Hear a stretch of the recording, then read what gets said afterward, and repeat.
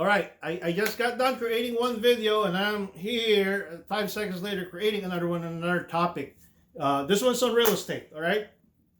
So I just assisted two service members in the Navy that had a similar question to the ones that I just am handling right now. And the question is for using your VA benefits and purchasing a home. Is it really true? Well, I'm going to pattern the question this way because the question has been addressed to me so many different ways. Is it really true that you can basically purchase a home without spending a cent using your VA benefits? Yes, it is true. But, okay, there's a couple of footnotes addressed to that statement, okay?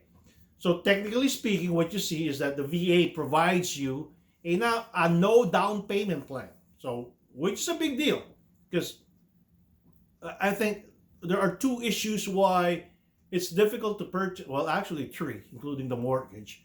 Three issues that are addressed before you could actually qualify to purchase a home. First of all, you got to make sure that you can afford a mortgage because that's what you're going to be paying for the next 360 months. 30 years times 12, 360 months at least, right? You got to be able to qualify to pay a mortgage. Secondly, you got to find a home. That being said, the value of the home, you're going to have to put in a down payment from 3.5% to 5%, right? VA addresses that issue because now they're not really giving the homeowner or the agent that down payment or that money, but they're guaranteeing that down payment, technically speaking. Lastly, you should be able to afford the closing cost because no loan is free. Let's just put it that way.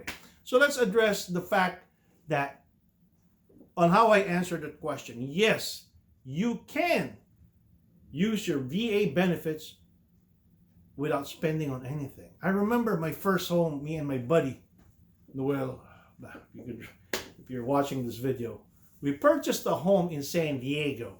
And he told me, buddy, let's just put on resources together, use our VA benefit, and just get this house. I didn't know what I was doing. I just said, yeah, let's go. Technically speaking, I just signed a contract and I didn't spend a dime. This was in 1992, 93. We purchased a home in San Diego, place San Diego. So I know by then that it can happen, but I just didn't know the intricacies of it. Now I do. Okay? So let's address this singly. The mortgage, VA, they can't help you with a mortgage. You're going to have to pay the mortgage on a monthly basis, right? That's where your lender comes in. But the two other issues, which would be the down payment and the closing cost, okay, that you have to address. So, when you're about to purchase a home, those two single issues, you will have to work with your lender. Now, VA will guarantee the down payment, zero down payment, right? Now, let's give you an example. Let's just put a number in there. $500,000 home, right? Probably doesn't exist anymore, but $500,000 home during my era was man, that's you gotta be a millionaire to afford a $500,000 home.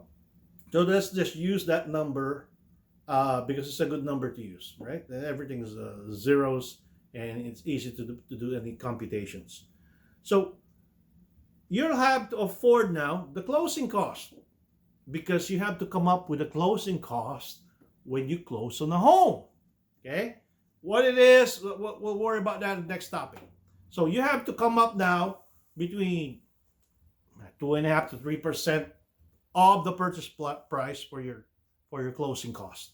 Okay? Now, how does this work? How do we alleviate eliminating the closing cost? Listen up. $500,000 home, expect the worst. 3% closing cost, that's 15 grand, right? Let's just cut through the chase. Let's just use plain simple numbers here. $15,000. Technically speaking, you, the buyer, needs to come up with $15,000. VA already got you covered on zero down payment, right? Because if you're not using VA, let's say you're using conventional loan, 5% down payment, that's 25 grand. You know, most of us don't have 25 grand, right? Especially military. Okay, so now we're gonna have to come up with 15 grand. But here is how you eliminate that. On the purchase and sale agreement, let's say the price of the home is $500,000.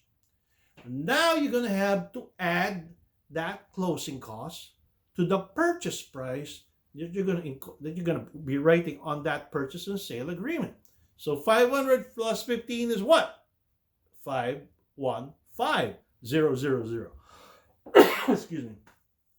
So in the purchase and sale agreement, you and the lender and the agent will have to come up and say to the fact that, hey, instead of putting in an offer for $500,000, we're going to put in an offer for $515,000. Is it that simple? It is. If you got a good lender, you got a good agent. Because that $515,000, now you don't just have to qualify for $500,000, you got to qualify for $515,000. Okay? Write that into the purchase and sale agreement, and if it gets accepted, you're good to go. Another but. Now, depending on what your agent says, that $515,000 needs to pass appraisal.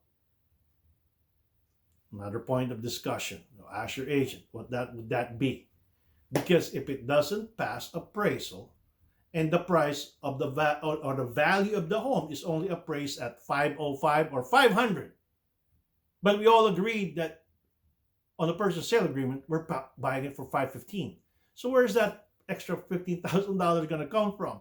So now that's another renegotiation between you and the owner's agent, and your agent. Okay, so technically speaking, yes, you could literally move into a home with just with nothing, no collateral, no nothing. Move into a home, write a contract, discuss it with your agent, and literally don't have to come up with a dime during closing. VA covers for the down payment, and what you work with your lender and your agents on what to put on the purchase and sale agreement for closing covers your closing cost. All right? Hopefully that addresses that question, because more than half, 60 to 75% of those I represent probably didn't know that. Okay, that they still have to come up with closing costs, yet there is a solution to how that closing cost goes to your loan. All right, so that was a great question, and hopefully you guys would come up with more, and I'm here for you guys' assistance on anything that you have to do, that you have any questions on real estate. All right, so to the men and women out there, deployed or not, we love you guys. There's a reason why us in the retired community loves you guys, because you guys still get to do what we used to do, and now we get to do what we want to do. So God bless you guys. Come on home. It's been a pleasure, a privilege, and an honor to have served this great service in this great country.